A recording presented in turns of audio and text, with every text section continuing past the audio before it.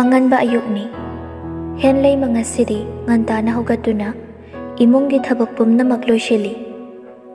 Thabak pumna magloiraba matung kitchen da changduna haiboy haitaboy tawduna sangom lolami.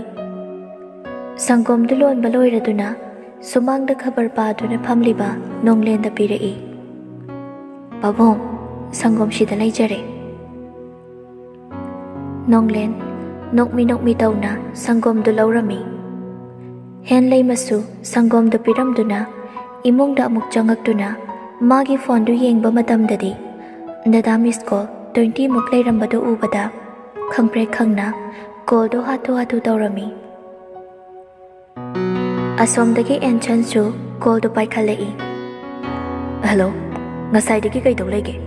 Call asuk yam tawbabu amuk phau pairaktrida.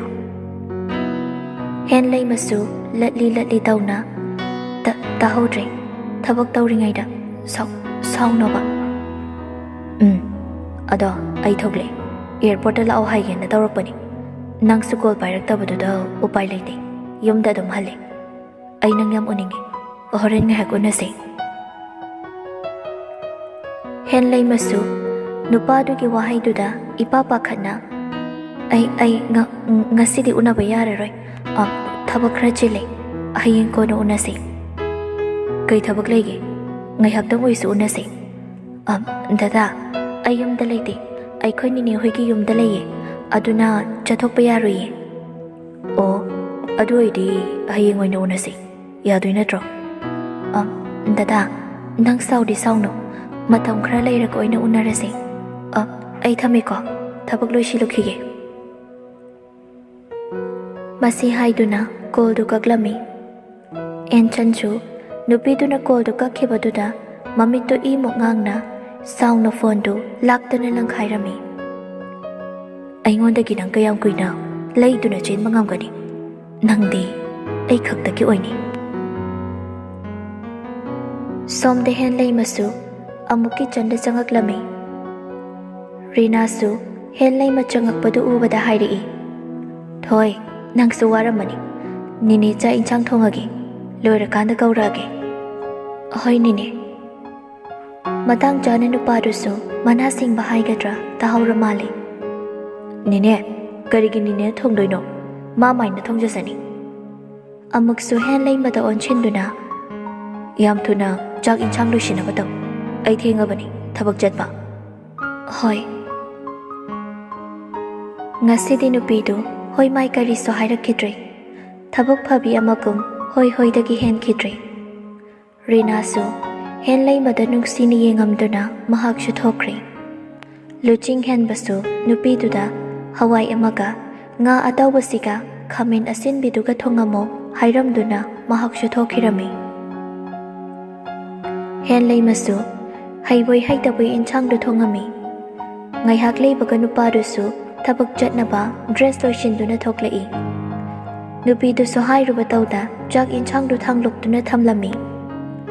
Luching henba nga atawbaga khamen asinbiga thongba hauna totuna chak chaba haubaga mayadagi phutlaungna kamthoraklami. Sauna inchang hapateng ko do paikhatuna Henlay magi mamaida inchang du haichili. Sibu kari inchang no thabak tawba phau heibadi lairadana chak phau thongba heitaba nangde minai oiba phau chande. Chalo yum sida leibirano nasaktu yingde. Kaim takbi dambiraktabani haiba ata phongnari. Wahaido hairamduna mahaksu sauna thokhirami.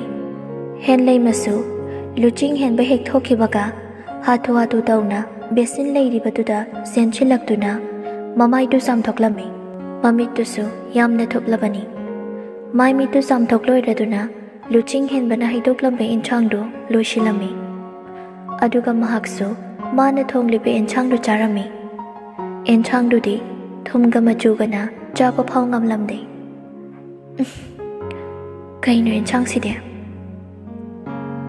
Masi haiduna phuk haugatuna inchang singdu haidoktuna Rina da haiduna amuk nongna thonghalami. Rina na thoi nangsu saksa thoknaba tawro pungse phaniam thengi sardi ada sarani hairami. Hoi nini. Henlay masu ꯆꯥꯛꯇꯨ ꯆꯥꯕ ꯂꯣꯏꯔꯗꯨꯅ ꯃꯈꯨꯠ ꯃꯁꯥꯗꯣ ꯍꯥꯝꯗꯣꯛꯇꯨꯅ ꯃꯥꯅ ꯆꯥꯔꯝꯕ ꯀꯣꯟ ꯐꯥꯎ ꯂꯣꯏꯁꯤꯜꯂꯝꯗ ꯃꯥꯒꯤ ꯔꯨꯝꯗ ꯂꯥꯛꯂꯝꯃꯤ꯫ ꯃꯥꯒꯤ ꯔꯨꯝꯗ ꯍꯦꯛ ꯆꯪꯉꯛꯄꯒ ꯉꯁꯥꯏꯗꯒꯤ ꯑꯁꯥꯎꯕ ꯄꯨꯝꯕ ꯂꯣꯠꯁꯤꯜꯂꯝꯕ ꯅꯨꯄꯤꯗꯨ ꯍꯧꯖꯤꯛ ꯈꯛꯇ ꯑꯁꯥꯎꯕꯗꯨ ꯐꯨꯗꯣꯔꯛꯏ꯫ ꯌꯨꯝꯁꯤꯒꯤ ꯃꯤꯅꯥꯏꯗ ꯃꯤꯅꯥꯏ ꯑꯣꯏꯔꯤ꯫ ꯑꯁꯨꯛ ꯅꯨꯡꯉꯥꯏꯅ ꯍꯤꯡꯖꯔꯝꯕ ꯑꯩꯁꯦ ꯍꯧꯖꯤꯛꯇꯤ ꯅꯨꯡꯉꯥꯏꯕ ꯍꯥꯏꯕꯁꯦ ꯀꯔꯤꯅꯣ ꯈꯪꯗ꯭ꯔꯦ꯫ ꯃꯃꯤꯠꯇꯨꯒ ꯏꯁꯨꯛ ꯍꯦꯛ ꯁꯨꯛꯑꯗꯅ ꯀꯤꯕꯨ ꯀꯤꯖꯩ꯫ ꯃꯍꯥꯛꯅ ꯑꯩꯉꯣꯟꯗ ꯇꯧꯔꯤꯕ ꯃꯌꯥꯝꯁꯦ ꯇꯧꯒꯦꯅ ꯇꯧꯔꯤꯅꯦ ꯍꯥꯏꯕ ꯑꯩ ꯂꯣꯏ ꯈꯪꯉꯤ꯫ ꯃꯁꯤ ꯄꯨꯝꯅꯃꯛ ꯃꯇꯝ ꯈꯔꯗꯤ ꯈꯥꯡꯕ ꯇꯥꯕꯅꯤ꯫ ꯃꯥꯒꯤ ꯊꯣꯛꯄ ꯄꯉꯥꯡꯗ ꯉꯥꯡꯖꯔꯤ꯫ ꯑꯃꯗꯒꯤ ꯑꯃ ꯃꯊꯣꯡ ꯃꯔꯤ ꯈꯪꯕ ꯅꯠꯇꯦ꯫ ꯃꯩꯁꯨꯛꯄ ꯅꯪ ꯑꯩꯅ ꯁꯥꯎꯔꯛꯄ ꯅꯨꯃꯤꯠ ꯑꯃꯗ ꯅꯪꯅ ꯁꯨꯛꯏꯕ ꯃꯥꯏꯗꯣ ꯇꯤꯡꯍꯟꯕ ꯁꯣꯏꯗ꯭ꯔꯕꯅꯤꯅ꯫ ꯇꯟꯖꯥꯗꯨꯗ ꯀꯣꯜꯗꯨꯁꯨ ꯂꯥꯛꯂꯝꯃꯤ꯫ ꯍꯦꯟꯂꯩꯃ ꯃꯥꯒꯤ ꯀꯣꯜ ꯂꯥꯛꯄꯗꯨ ꯀꯅꯥꯒꯤꯅꯣ ꯍꯥꯏꯗꯨꯅ ꯌꯦꯡꯂꯝꯃꯤ꯫ ꯀꯣꯜꯗꯨꯁꯨ ꯗꯗꯥ ꯀꯣꯂꯤꯡ ꯍꯥꯏꯕꯗꯨꯗ ꯃꯍꯥꯛꯁꯨ ꯅꯪꯍꯧꯔꯣꯏ ꯃꯇꯥꯒꯨꯝ ꯀꯣꯜꯗꯨ ꯄꯥꯏꯈꯠꯂꯝꯃꯤ꯫ ꯍꯜꯂꯣ ꯗꯗꯥ꯫ ꯑꯍꯧ ꯊꯣꯏ꯫ ꯗꯗꯥ ꯀꯩꯗꯧꯔꯒꯦ? ꯅꯪꯒꯤ ꯋꯥꯈꯜ ꯈꯜꯂꯤ꯫ ꯅꯪꯗꯤ? ꯑꯩꯁꯨ ꯗꯗꯥꯒꯤ ꯋꯥꯈꯜ ꯈꯜꯂꯤ꯫ ꯑꯩꯒꯤ ꯋꯥꯈꯜ ꯈꯜꯂꯤ ꯍꯥꯏꯔꯒ ꯑꯩꯒ ꯎꯅꯁꯦ ꯍꯥꯏꯕ ꯐꯥꯎ ꯌꯥꯗꯦ꯫ ꯍꯦꯟꯂꯩꯃ ꯅꯣꯛꯃꯤ ꯌꯥꯗꯗꯧꯔꯤꯅꯦ꯫ ꯑꯩꯅ ꯍꯦꯟꯅ ꯎꯅꯅꯤꯡꯉꯤꯅꯦ꯫ ꯑꯗꯨꯗꯤ ꯉꯁꯤ ꯎꯅꯁꯦ꯫ ꯃꯐꯝꯗ ꯍꯥꯏꯔꯣ ꯑꯩ ꯂꯧꯕ ꯂꯥꯛꯀꯦ꯫ ꯍꯦꯟꯂꯩꯃ ꯄꯥꯈꯠꯅ ꯗꯗꯥ ꯂꯥꯛꯀꯅꯨ ꯀꯣꯟꯅ ꯎꯅꯁꯦ꯫ ꯑꯦꯟꯁꯟ ꯅꯣꯛꯁꯤꯟꯅꯗꯨꯅ ꯍꯣꯏꯁꯦ ꯀꯣꯟꯅ ꯑꯣꯏꯅ ꯎꯅꯕ ꯍꯥꯏꯗꯨꯅꯤ꯫ ꯍꯦꯟꯂꯩꯃ ꯅꯣꯛꯐꯦꯠ ꯇꯧꯅ ꯑꯗꯨꯗꯤ ꯑꯩꯁꯨ ꯊꯝꯃꯒꯦꯀꯣ ꯊꯣꯏ꯫ ꯍꯣꯏ ꯗꯗꯥ꯫ ꯃꯈꯣꯏ ꯑꯅꯤꯁꯨ ꯐꯣꯟꯗꯨ ꯊꯝꯅꯔꯝꯃꯤ꯫ ꯍꯦꯟꯂꯩꯃ ꯃꯁꯥꯗꯨ ꯄꯥꯈꯠꯄꯅ ꯌꯥꯔꯝꯗꯦ꯫ ꯑꯩꯅ ꯍꯧꯖꯤꯛ ꯑꯣꯏꯔꯤꯕ ꯐꯤꯕꯝꯁꯦ ꯗꯗꯥꯅ ꯈꯪꯉꯛꯑꯕ ꯑꯩꯕꯨ ꯀꯔꯤꯅꯤ ꯈꯟꯈꯤꯅꯤ? ꯑꯩ ꯗꯗꯥꯕꯨꯗꯤ ꯅꯨꯡꯁꯤ, ꯀꯥꯏꯅꯕꯁꯨ ꯉꯝꯂꯣꯏ꯫ ꯑꯃꯨꯛꯇ ꯀꯞꯇ꯭ꯔꯤꯕ ꯅꯨꯄꯤꯗꯨ ꯉꯁꯤꯗꯤ ꯃꯃꯤꯠꯇꯒꯤ ꯃꯄꯤꯗꯨ ꯈꯖꯥꯏ ꯊꯛꯇ ꯆꯦꯟꯊꯔꯛꯂꯝꯃꯤ꯫ ꯑꯩꯅ ꯍꯧꯖꯤꯛ ꯊꯥꯡꯒꯗꯧꯔꯤꯕ ꯈꯣꯡꯊꯥꯡꯁꯦ ꯑꯩ ꯏꯁꯥꯐꯥꯎ ꯈꯪꯖꯗ꯭ꯔꯤ꯫ ꯑꯩꯒꯤ ꯄꯨꯟꯁꯤꯗ ꯊꯦꯡꯅꯔꯤꯕ ꯑꯣꯏꯍꯟꯕꯤꯔꯤꯕ ꯊꯧꯗꯣꯛꯁꯤꯡꯁꯦ ꯊꯣꯛꯂꯛꯀꯅꯤ ꯍꯥꯏꯕ ꯑꯩ ꯈꯪꯂꯨꯗꯦ꯫ ꯈꯜꯂꯨꯗꯕ ꯄꯨꯝꯅꯃꯛ ꯇꯥꯏꯕꯪꯗ ꯃꯪꯐꯥꯎꯅꯍꯟꯕꯤꯔꯦ꯫ ꯑꯃꯨꯛꯁꯨ ꯇꯥꯔꯛꯂꯤꯕ ꯃꯄꯤꯁꯤꯡꯗꯨ ꯃꯈꯨꯠ ꯃꯆꯥꯗꯨꯅ ꯇꯩꯊꯣꯛꯆꯩ꯫ ꯑꯩꯗꯤ ꯀꯞꯄ ꯌꯥꯗꯦ꯫ ꯑꯩꯗꯤ ꯑꯗꯨꯃꯛ ꯅꯣꯛꯂꯒ ꯂꯩꯒꯗꯕꯅꯤ꯫ ꯍꯦꯟꯂꯩꯃꯁꯨ ꯉꯥꯡꯅ ꯋꯥꯔꯗꯨꯅ ꯇꯨꯝꯊꯈꯤꯔꯝꯃꯤ꯫ ꯁꯣꯝꯗꯅ ꯂꯨꯆꯤꯡ ꯍꯦꯟꯕꯁꯨ ꯉꯝꯕꯒꯤ ꯌꯨꯝꯗ ꯂꯥꯛꯇꯨꯅ ꯃꯥꯒꯤ ꯅꯨꯡꯉꯥꯏꯇꯕ ꯄꯨꯝꯅꯃꯛ ꯇꯝꯂꯤ꯫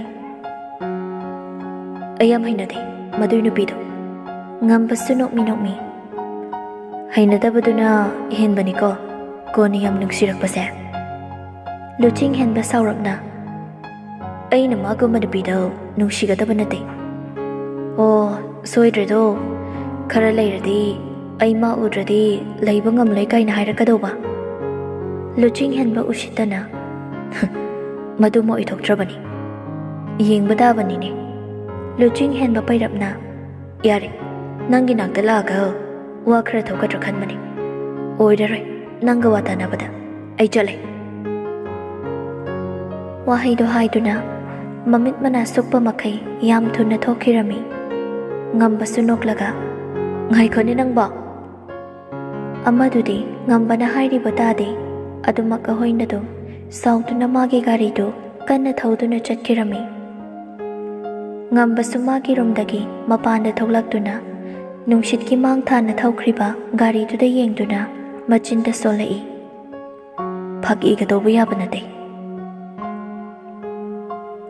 ꯉꯝꯕ ꯍꯣꯏꯗꯒꯤ ꯁꯥꯎꯅ ꯒꯥꯔꯤꯗꯨ ꯊꯧꯔꯛꯇꯨꯅ ꯌꯨꯝꯒꯤ ꯁꯨꯃꯥꯡꯗꯨꯗ ꯒꯝ ꯂꯥꯎꯅ ꯈꯥꯝꯂꯝꯗꯨꯅ ꯃꯥꯒꯤ ꯔꯨꯝꯗ ꯁꯥꯎꯅ ꯆꯪꯂꯛꯄꯅꯤ꯫ ꯑꯗꯨꯕꯨ ꯎꯔꯦ ꯅꯨꯄꯤꯗꯨꯅ ꯃꯥꯒꯤ ꯐꯃꯨꯡꯗ ꯅꯨꯡꯉꯥꯏꯅ ꯇꯨꯝꯖꯔꯤꯕꯗꯨ ꯎꯕꯗ ꯍꯦꯟꯅ ꯁꯥꯎꯅꯤꯡꯂꯨꯔꯕ ꯃꯥꯜꯂꯤ꯫ ꯃꯥꯒꯤ ꯇꯦꯕꯜꯗ ꯂꯩꯔꯤꯕ ꯏꯁꯤꯡ ꯕꯣꯇꯜꯗꯨ ꯄꯥꯏꯗꯨꯅ ꯖ꯭ꯔꯣ ꯏꯁꯤꯡꯗꯣ ꯍꯩꯖꯤꯜꯂꯝꯃꯤ꯫ ꯅꯨꯄꯤꯗꯨꯁꯨ ꯈꯪꯄ꯭ꯔꯦꯛ ꯈꯪꯅ ꯐꯨꯛ ꯂꯥꯎꯅ ꯍꯧꯒꯠꯂꯝꯃꯤ꯫ ꯇꯨꯝꯂꯨꯕꯒꯤ ꯃꯁꯥꯗꯨ ꯒ꯭ꯌꯥꯟ ꯏꯉꯥꯎꯁꯨ ꯉꯥꯎꯖꯔꯤ꯫ ꯃꯤ ꯍꯧꯗꯣꯛꯄꯕꯨ ꯑꯗꯨꯃꯥꯏ ꯍꯧꯗꯣꯛꯄ꯭ꯔꯣ? Baba, ngayaktang tumkhige.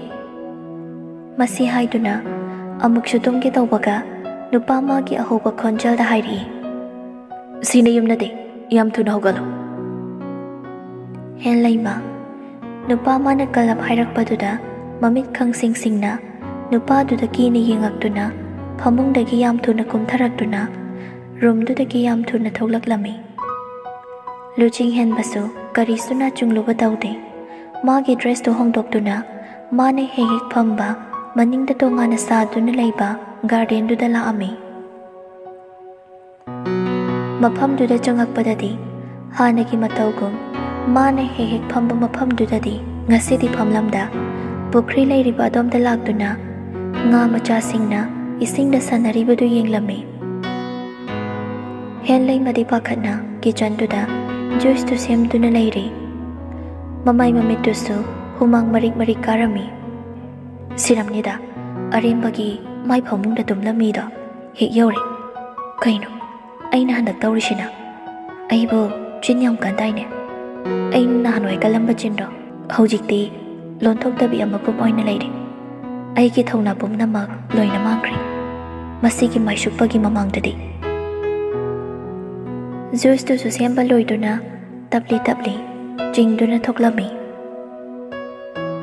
Sihoidi saba khara pharedana horenche nong tadoira khangde ngasidi nungsa se onthokna sai. Hen laimasu juice tu thakna mapanda thoklakpada mapai bungo nonglenchu magi gari thauchilaktuna sumangda khamlami. Bodyguard amana nonglenna tongliba gari adugi maningi thongdo hangdoklami. Thongdu hek hangbaga nonglen chu tapli gari dagi kumthari. Hen laimasu nonglen gi manakta sangshilakduna Pabong nacha jui semake. Hoi ngasidi onthokna su sakri icha thoina semlakpa juice tu thaga ingthabri yengi. Hen laimasu nokphet tamak tawramduna imungda changkhirami. Nonglen chu sangkhri be hen laimada yengduna mahak su tapna machinda sonjai. Mangau onthokna su thikri icha thoise.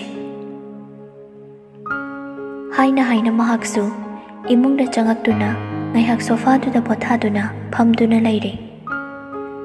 Hen laimasu nokmi tawduna juice tu nonglenda pirai. Babong se masi haiduna juice tu bishalami. Nonglen chu nokphet tawna juice tu lauduna thakna hairi. Icha thoigi ngasigi juice thakpada isaga se khara ingthai. Mabu thagalakpadudadi harauribani nupidudi nonglen chu makhadari. Thoibadi udi mabu kai chatkane hairamge. Luching hen bapalakpaduda harauramba maithongdu khangman manchilami. Hen laima itantana khumlai. Khangde babu halaktribrani mabo. Nupidu marai tali tawna halakrabani. Adudi maningi garden duda lairamlani. Hen laima khangningna maningi garden haise kaida leige. Nonglen nokphet tawna nangbu khangdribrane. Hen laimasu khangde haiduna makhuktu nomlami. Nonglen chu ipangpang jabe hen laimagi mawongduda noklaga ihe yumgi maningda tongana saduna thambani. Chalo nang sung hek yenguso yam nungai bani. Hen laima harauna hoi babong asi haiduna mahaksu garden leiriba domda laklami. Mafam aduda sangakpadadi masada nungaibi ithil kaya phawraklami. Nungdang wairam oirakpagi nungsitna liri silakpada masada ayingba nungsit yai silakpadadi waramba pumba kauthokpagum angang macha amagum chen duna akoibadu yenglami. Wa mafam sidi khunungai ama tawi nahan khai aina sigi mafam se khangamdaba se chakhreda ko. Amuksu pukri leiriba adomda senchilakduna makhut machaduna isingdu lamduna sanaduna leiri. Awaba pumba kauba makai.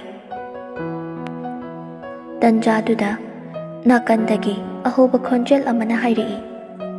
Nangdi sida kaidawriba? Ising sanaramba nupidu khangna hairakliba nupaduda yenglakpadadi nupaduna mamai mamit chukpa makai mangonda yengduna leirambaduda khangpre khangna maningda phamna chongthokpadadi isingda oina pulap tasilami.